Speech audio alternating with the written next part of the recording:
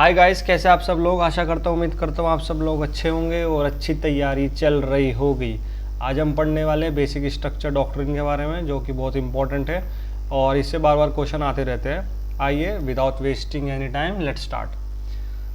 चलो, आपको पता था हम आज़ाद हो चुके हैं 1947 में और 51 तक होते होते हमारा कॉन्स्टिट्यूशन बन चुका है। अब कॉन्स्टिट्यूशन बन चुका है और बिफोर इंडिपेंडेंस बहुत एग्रेरियन रिफॉर्म जरूरी थे, जो कि आफ्टर इंडिपेंडेंस करने शुरू कर दिए हमने। गवर्नमेंट स्टेट गवर्नमेंट है और यूनियन गवर्नमेंट है। स्टेट गवर्नमेंट अपने रिफॉर्म्स करना शुरू कर रही है और यूनियन गवर्नमेंट अपने रिफॉर्म्स करना शुरू कर रही है। एक्चुअली सेंट्रल गवर्नमेंट कोई वर्ड यूज़ ही नहीं हुआ है कॉन्स्टिट्यूशन में, तो जब भी तुम कहीं लिखो या कहीं बोलो तो प्रीफर करो आप लोग यूनियन गवर्नमेंट ही वर्ड यूज़ करो। अब एग्रेरियन रिफॉर्म शुरू हो चुके हैं।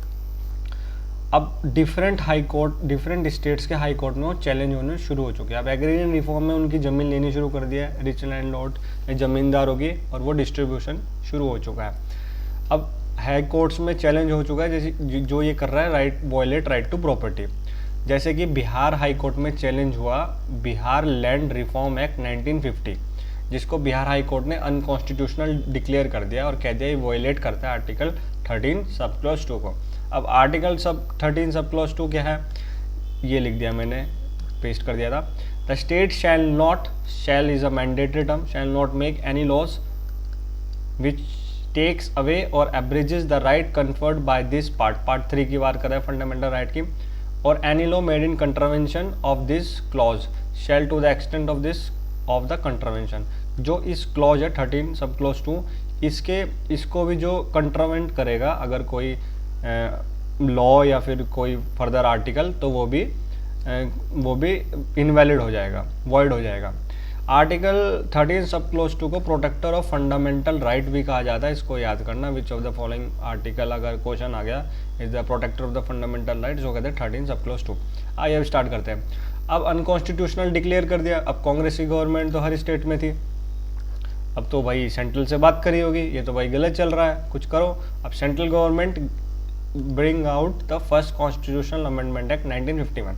अब याद रखना 1950 में जब अनकॉन्स्टिट्यूशन डिक्लेयर करा, उसके बाद ही कॉन्स्टिट्यूशन अमेंडमेंट आया होगा, ये याद करने के लिए इजी ट्रिक है। 50 से 51, ठीक है। अब इसमें इंसर्ट करे गए 31A 31 सब क्लोज है 31B और 9th शेड्यूल ऐड करा गया। अब ये भी याद करना, जो 9th शेड्यूल कॉन्स्टिट्यूशन में ऐड हुआ था वो आफ्टर इंडिपेंडेंस हुआ था, ठीक है।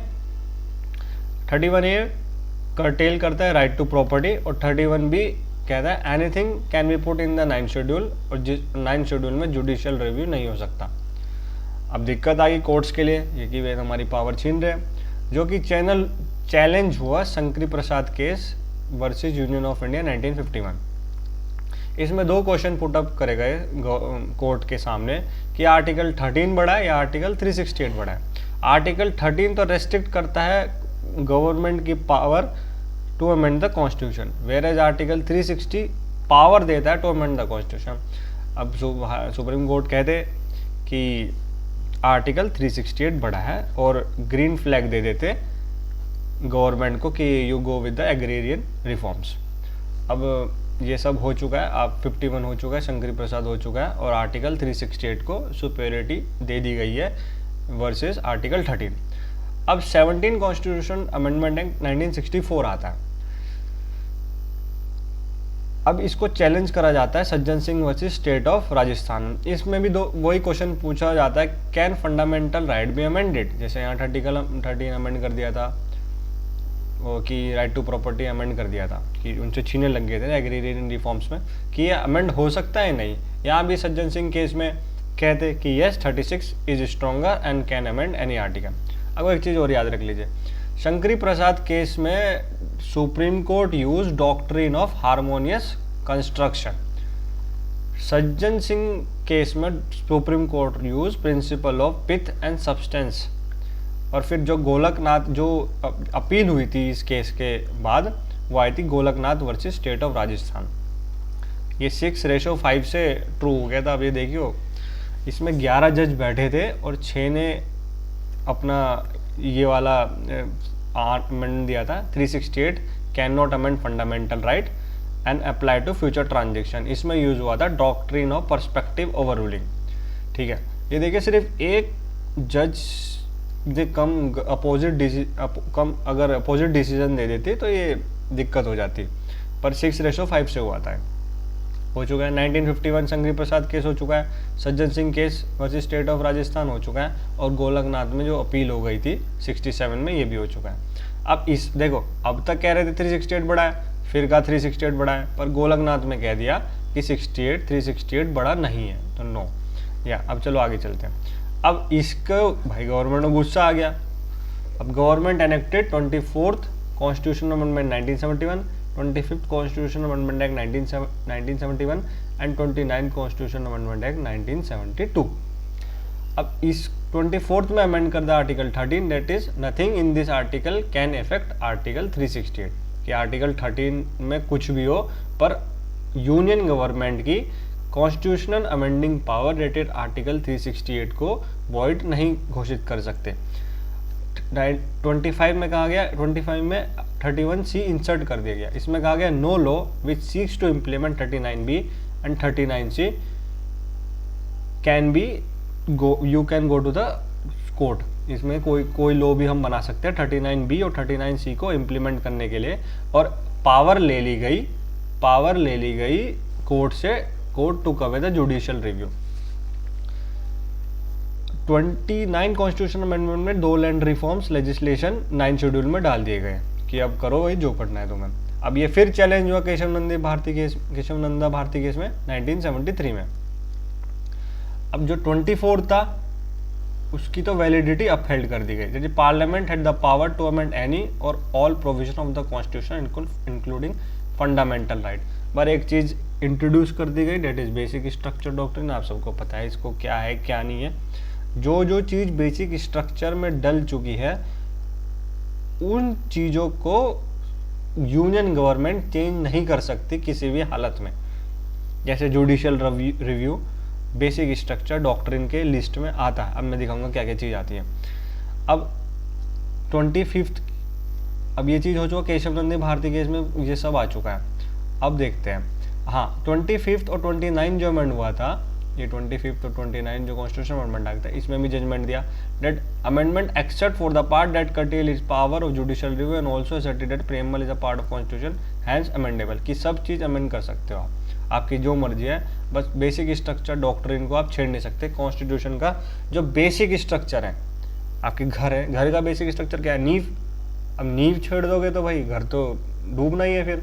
तो ऐसी बेसिक, अगर कॉन्स्टिट्यूशन की जो नींव है उसका बेसिक स्ट्रक्चर है वही हटा देगी यूनियन गवर्नमेंट, तो उसमें कुछ रहेगा थोड़े ना, वो तो बस फालतू के कागज बच जाएंगे। आइए स्टार्ट करते हैं। अब पार्लियामेंट के इसके केशव नंदा भारती केस के रिस्पेक्टिव में एक 2 enactment light 368(4) and 368(5) through 42 constitution amendment 1976। इसमें कहा कि no amendment of government of India shall be challenge in any court of law including contravention of fundamental right. देख रहे हो गवर्नमेंट कैसे कर रही है कि कोई भी फंडामेंटल राइट हम चेंज करें, कॉन्स्टिट्यूशन में कुछ भी चेंज करें, सुप्रीम कोर्ट पे या किसी भी हाई कोर्ट पे कोई पावर नहीं है। ठीक है, इंक्लूडिंग फंडामेंटल राइट भी लिख दिया है, मतलब बेसिक स्ट्रक्चर से छेड़छाड़ हो चुकी है।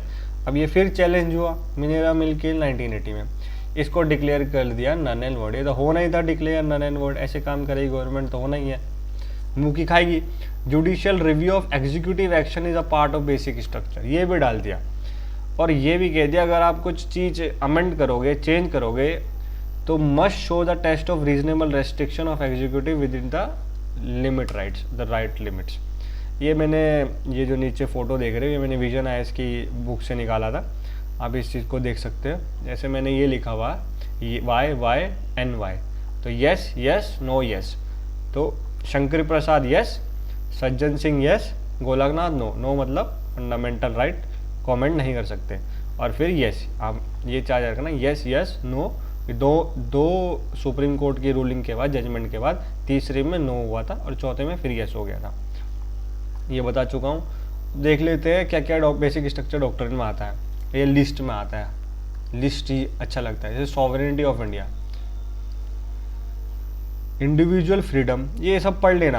Equality, rule of law, parliamentary system, ये थोड़ा मैंने गंदा कर रखा है बट नो प्रॉब्लम। ये जो यहाँ लिखा हो basic structure doctrine and main criticism, ये मेंस का टॉपिक है, आप लोग पढ़ सकते हो तो पढ़ लो। ये मैंने शायद इनसाइट की वेबसाइट से निकाला था, जब मैं पेपर दे रहा था तो मैं यही एक जगह सब नोट डाउन कर लिया था। ये भी बेसिक, अब ये चीज़ याद रखना, basic terminologies, judicial activism, over reach and review, आप सबको ये पता होगा बट एक बार रीडिंग कर लेगा, रीडिंग कर लोगे तो जो जो दिमाग में होगा सब रिकॉल हो जाएगा आप लोगों के, और कुछ नहीं। आप चाहे तो प्रैक्टिस क्वेश्चन भी कर सकते हो, ये दो इन पे लिखो, अगर हो सके तो 250 वर्ड लिखा, आप 150 वर्ड्स में लिखने की कोशिश करो। एक बार इसका जुडिशियल एक्टिविज्म, ओवर रीच और रिव्यू की डेफिनेशन देख लेना है क्या क्या, एलिमेंट्स याद कर लेना, जैसे ये जरूर याद करना, हाई कोर्ट की पावर, सुप्रीम कोर्ट की पावर, और इंडिपेंडेंट जुडिशरी तो पता है, फ्री एंड फेयर इलेक्शन भी पता है। इसमें एक चीज़ थी इंपॉर्टेंट थी ऐसी, चलो देख लेना आप लोग, और गूगल कर लेना, और कुछ भी ऐड ऑन हुआ होगा तो अपनी देख भाई गूगल कर लेना। इस फोटो को एक बार आप मैप, अगर आप आंसर राइटिंग कर रहे हो तो ऐसे लाइन बना के इंट्रोडक्शन के बाद 61, 75 ऐसे लाइन बना के डायरेक्ट, अगर बेसिक स्ट्रक्चर पे आ गया तो कम से कम 1 नंबर तो एक्स्ट्रा दे ही जाएगा ये। ऐसे लाइन बना के और ऐसे लिख लेना, यस यस नो यस, बाद में ऐसे कर देना, आपको याद भी रहेगा, ईयर भी याद हो जाएगा, सब याद हो जाएगा। ठीक है, एक बार कर्सिव रिवाइज कर लेते हैं। इंडिपेंडेंस के बाद एग्रीरियन रिफॉर्म शुरू हो गए थे, जो डिफरेंट स्टेट्स के हाई कोर्ट में चैलेंज होने शुरू हो गए थे। उसके रिस्पेक्टिव में गवर्नमेंट ने 1951 कॉन्स्टिट्यूशन अमेंडमेंट एक्ट लाया, जिसको चैलेंज करा गया शंकर प्रसाद केस में।